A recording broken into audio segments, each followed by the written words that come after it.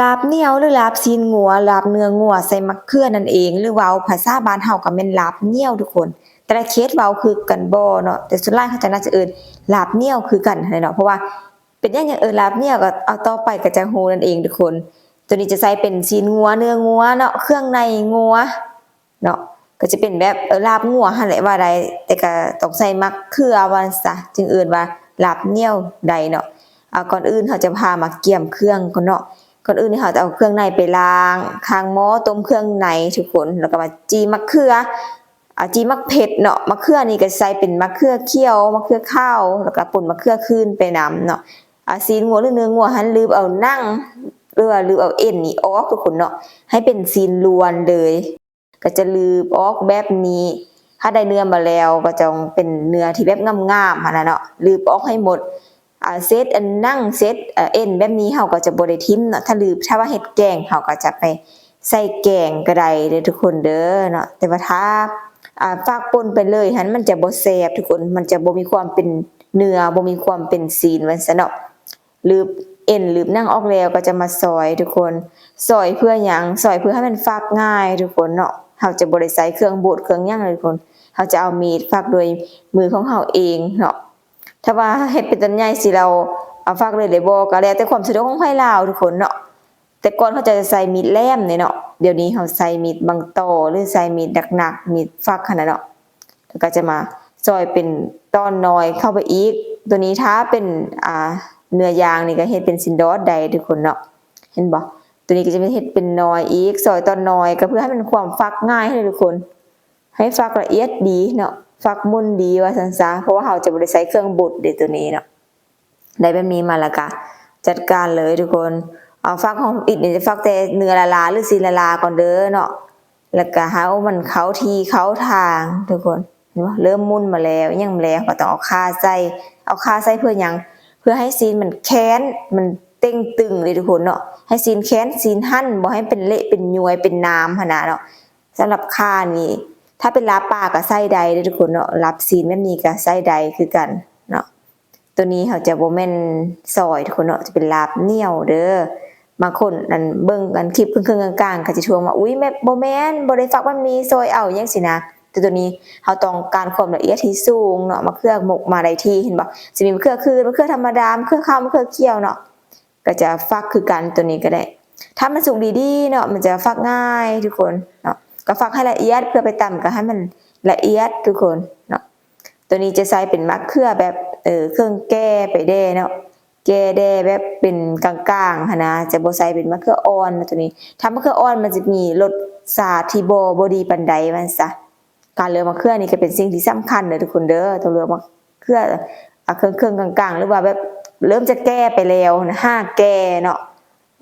แก้ที่บ่ได้เป็นมะเขือเรื่องหันบ่แม่นเนาะจะแบบเกือบแก้เป็นเรื่องพุ่นเลยเนาะถ้าเหลือมะเขือแบบนี้ใดรสชาติลาบของเจ้านี่สิแซ่บเพิ่มขึ้นยิ่งขึ้นทุกคนเมื่อเครื่องในได้ที่ยังได้ที่แล้วเราก็จะมาเตรียมเพียทุกคนตัวนี้ต้องใส่เพียเด้อทุกคนเด้อเพียคือหยังกับเพียที่แบบคมๆเนาะเขาจะใส่เพียหั่นนะเขาก็จะมาปาดขาใส่อยู่หั่นมาปาดโลใส่ถ้วยแล้วก็ลวกเพียทุกคนตัวนี้เราจะบ่ใส่ดิบเด้อทุกคนเราจะใส่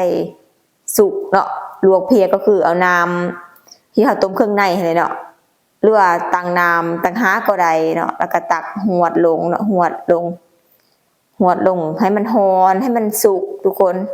ก็ซ้ำกับเอาน้ำต้มน้ำร้อนให้มันมาลวกเนาะแล้วก็คนๆให้มันสุกนั่นแหละเนาะก็จะ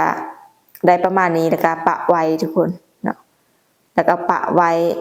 ค่ะก็จะมาซอยเครื่องในกันต่อเลยเครื่องในก็จะมีไส้มีผ้าซิลิวภาชนะตับเนาะประมาณนี้ถ้าว่าต้มโดนๆไปมันจะเริ่มโหดเข้าทุกคนเนาะเครื่องในเนาะมันจะเป็นธรรมชาติของเพิ่นอยู่แล้วเนาะซอยทุกอย่างให้แล้ว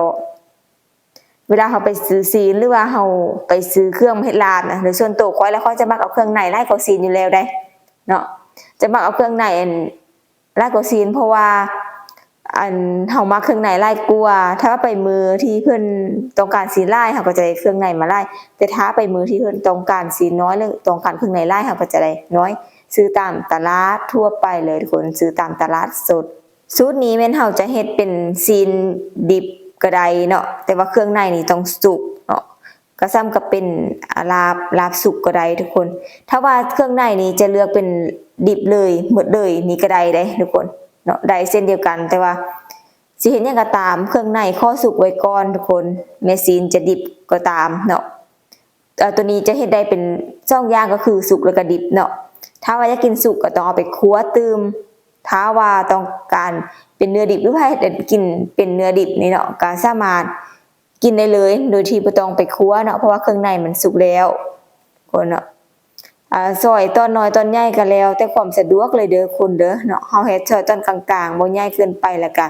บ่น้อยเกินไปเพราะว่าตัวนี้เป็นลาบเนาะลาบเหนียวโดยที่บ่แม่นซอยตอนใหญ่ๆหั่นน่ะเนาะก็จะได้หน้าตาประมาณนี้ทุกคนซ้ำนี้ก็ยังแต่แซ่บเนาะคือแซ่บแล้วนึ่งข้าวเหนียวไว้ท้ายเด้อทุกคนเด้อลาบเหนียวอันนี้ต้องกินกับข้าวเหนียวเท่านั้นเนาะถ้าเป็นข้าวเหนียวนี่จะบ่แซ่บเลยเนาะแล้วก็จะได้มาซอยหอมเนาะหอมบัวหอมปอมหอมแป้นเนาะก็ใส่ได้เบิดทุกคนเมื่อเก็บเครื่องแล้วก็จะได้หน้าตาประมาณนี้มีมะเขือมีซีนมีเครื่องในเนาะมีตับมีเครื่องในต่างๆมีหอมทุกคนก็จะมาเริ่มตำกันเลยเฮาจะใส่วิธีการตำทุกคนในการเฮ็ดลาบเหนียวเนี่ยต้องแบกพลังบ่าพลังแค้นมาเต็มๆเลยเนาะก่อนอื่นก็เอาซีนใส่เอาเนื้อใส่แล้วก็เอามะเขือใส่ทุกคนเพราะเฮาจะตำมะเขือกับซีนนั้นรวมกันทุกคนตำซีนกับมะเขือให้เข้ากันคักๆเข้ากันดีๆเอาจนเป็นเนื้อเดียวกันเลยก็ว่าได้ทุกคนเด้อเนาะตำเข้าไปทุกคนต้องได้ใส่พลังหลายก็ว่าได้เนาะเพราะว่ากระส้มซื้อได้เป็นอย่างเอิ้นว่าลาบเหนียวมันก็เหนียวของแท้เลยทุกคนเนาะเหนียวแบบถ้ากินกับ